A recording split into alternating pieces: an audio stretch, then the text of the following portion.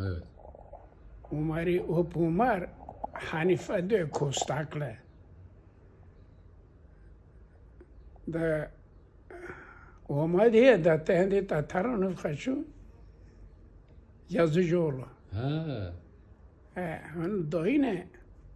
Togbuna hasın. Mola acili zengin ve aşağı. Bu ileri gelenler yani gerçek. Konya o Umar düğünle o Umar uti var amhar uti şiro bakın. Tabi o Umar bir hasım ya. O Umar haka haso kriye uti şir ucuza. Şir bakırına. उसके रोया हास्य पदा o Umar son kore uti tamam ne lamayk bedem. O Umar piyanş koyma duana. Eyvah. Ondan sonra eyvah ama bir defa işte geçti. Redini poşun şeyhik diye usuti. Dünü de Umar de ambilon berin şir parası do de.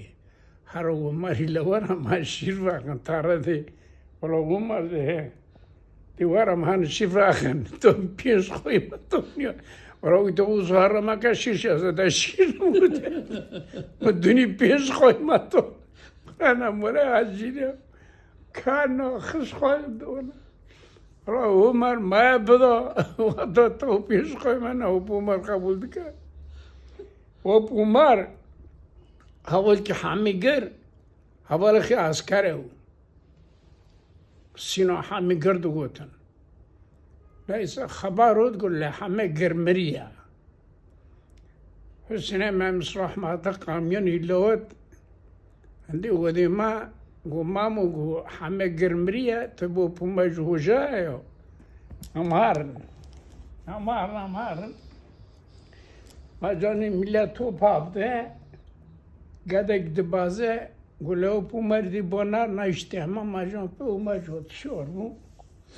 Ondan sonra tanıp bayadığına nove çünkü hame halda düdü aynı zanım düdü halda düdü çakati hamel dine baro pumarte havalı askere yo zaten çakati hame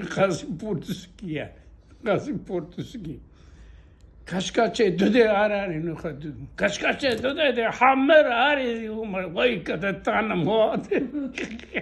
Kaşkaçe işte umar. İşte kam vay kadar tanım o.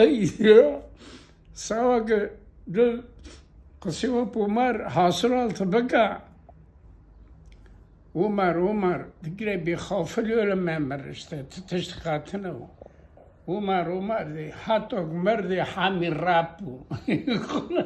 Wapu efendi Kur'an oku Ömer raha dedi tamamladılar gidelim. Şöyle ona tane. Umar den Umar ha arbedeki bovi.